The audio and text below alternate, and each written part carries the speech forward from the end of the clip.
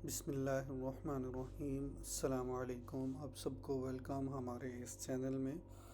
हमारे इस tutorial series में हम बात करेंगे नोड जेएस के लिए। नोड जेएस के बारे में आप सब ने सुना होगा, जो कि एक सर्वर साइड प्रोग्रामिंग लैंग्वेज है। तो हम डिटेल से देखेंगे कि नोड जेएस में कैसे एप्लीकेशंस बनती हैं। बिगनर्स भी इस सीरीज़ में नोड जेएस के बारे में तमाम डिटेल्स सीख सकेंगे। तो सबसे पहले हम बात करते हैं what is node JS. Node JS basically एक रन टाइम एनवायरनमेंट है जिसमें कि आप जावा स्क्रिप्ट को रन कर सकते हैं बैकएंड के तौर पे, like out of the browser आप जावा स्क्रिप्ट को रन कर सकते हैं। ठीक है, ये एक एसिंक्रोनियस प्रोग्रामिंग टेक्निक है। यानी कि नॉर्मली क्या होता है कि प्रोग्रामिंग जो होती है वो सिंक्रोनियस होती है, सिंक्रोनाइज्ड होती है।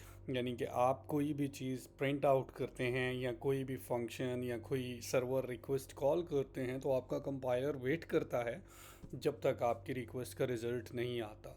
तो नोड जेएस में इस चीज़ को ओवरकम करते हुए आपको एसिंक्रोनियस मेथड दिए गए हैं, यानी कि ये एक अल्टरनेट है आपके मल्टी थ्रेड्स का।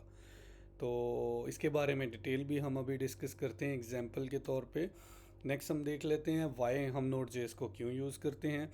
नोड जेएस को यूज़ इसलिए किया जाता है क्योंकि नॉर्मली जावास्क्रिप्ट के बहुत सारे फ्रेमवर्क्स अवेलेबल हैं जो कि फ्रंट एंड में यूज़ होते हैं, जिसमें कि रिएक्ट जेएस है, फेसबुक ने बनाया। उसके ऊपर फिर एक SEO friendly framework next JS market में है, एंगुलर है। इसी तरह बहुत सारे और भी फ्रेमवर्क्स अवेलेबल हैं।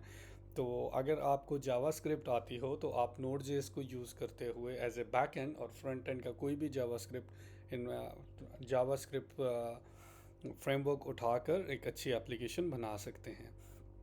तो एक्सट्रीमली फास्ट होती है, सिंगल थ्रेडेड होती है। जैसे कि नॉर्मल प्रोग्रामिंग लैंग्वेजेस में क्या होता है कि अगर आपने 2 या 3 टास्क मल्टीपल करने हैं तो उसके लिए आपको डबल थ्रेडेड या मल्टी थ्रेडेड लैंग्वेज बनानी पड़ती है। ठीक है, अब नोड जेएस में क्या होता है कि ये सिंगल थ्रेडेड होती है, एसिंक्रोनियस होती है और इवेंट इवेंट ड्रिवन होती है, यानी कि इवेंट लूप पे काम कर रही होती है। इसके लिए आपको मैं एक रियल लाइफ एग्जांपल देना चाहूँगा। जैसे कि आप अगर पिज़्ज़ा हट में जाएं तो आप एक ऑर्डर देते हैं पिज़्ज़ा का। तो क्या करते हैं कि जो आपके कैशियर खड़े होते हैं वो पिज़्ज़ा का ऑर्डर लेके किचन को पास कर देते हैं, देन वो नेक्स्ट कस्टमर का ऑर्डर लेना शुरू कर देते हैं। ठीक है, तो इसी तरह क्या होता है, नोड जेएस आपकी रिक्वेस्ट रिसीव करता है, कॉल बैक के साथ इवेंट लूप में पुश कर देता है।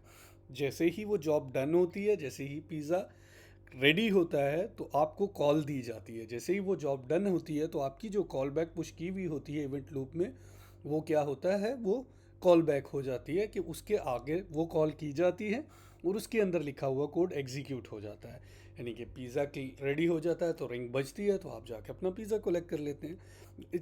ये एक रियल टाइप की एग्जांपल है। तो नोड जेएस को नॉर्मली यूज़ किस लिए किया जाता है, इसको रियल टाइम एप्लीकेशंस बनाने के आप क्यों यूज़ करते हैं, यानी कि इसको आप रियल टाइम एप्लीकेशन बनाने के लिए यूज़ कर सकते हैं। इसमें बहुत अच्छे आपको अच्छी लाइब्रेरीज़ मिल जाती हैं, जिसमें वेब आरटीसी की socket.io के नाम से एक लाइब्रेरी अवेलेबल है, और भी बहुत सारी मिल जाती हैं। माइक्रो सर्विसेज पे आप काम कर सकते हैं, रियल टाइम स्ट्रीमिंग पे आप काम कर सकते हैं, पावरफुल बैकएंड भी आप इसमें जनरेट कर सकते हैं।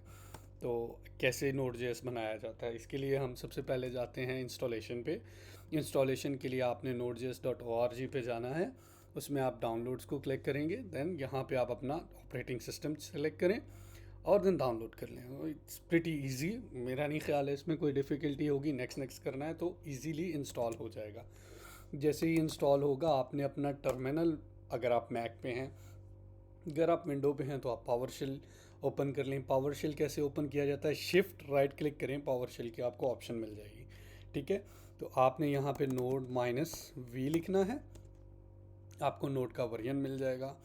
आपने npm-v लिखना है। npm एक नोड पैकेज मैनेजर होता है।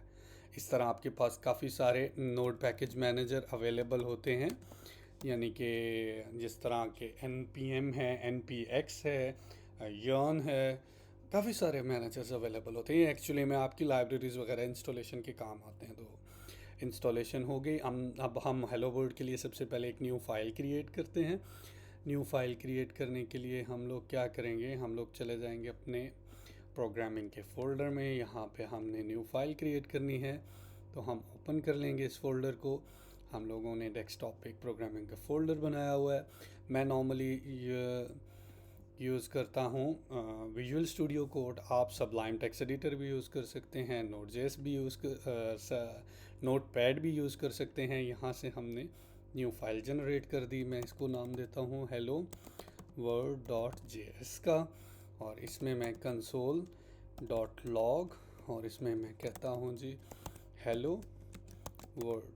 तो इसको Ctrl+S करके सेव कर लेते हैं।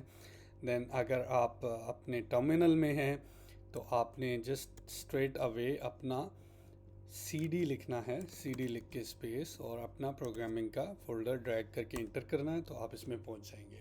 और अगर आप विंडोज़ में हैं तो आप अपने फोल्डर के अंदर जाके शिफ्ट क्लिक करके राइट क्लिक करें तो आपको पावरशेल की ऑप्शन आ जाएगी।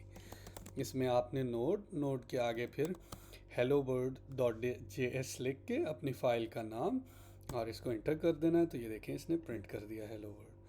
तो आज के लिए इतना ही पहली सीरीज़ में। नेक्स्ट सीरीज़ में हम फिर और डिटेल्स में देखेंगे, नए नए टॉपिक्स में और डिटेल्स आएंगी नोड.जेएस के रिलेटेड।